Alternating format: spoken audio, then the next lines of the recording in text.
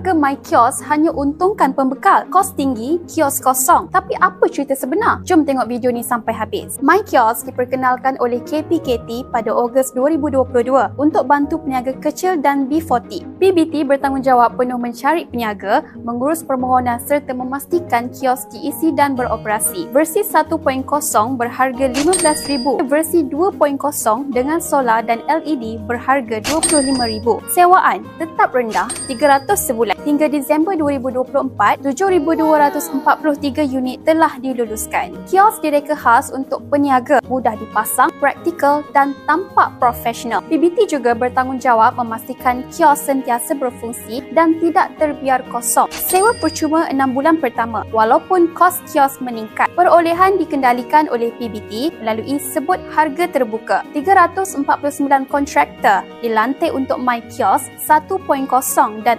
446 untuk My Kiosk 2.0. PBT berperanan memastikan projek ini tidak jadi gajah putih. Dakwaan projek gajah putih tak tepat. PBT bertanggungjawab penuh memastikan kios terisi dan peniaga terus berniaga. Hingga kini, lebih 7,000 keluarga telah dibantu melalui penyediaan kios sewaan rendah. Nak mohon, hubungi PBT negeri masing-masing. Jangan lupa like and share video ni.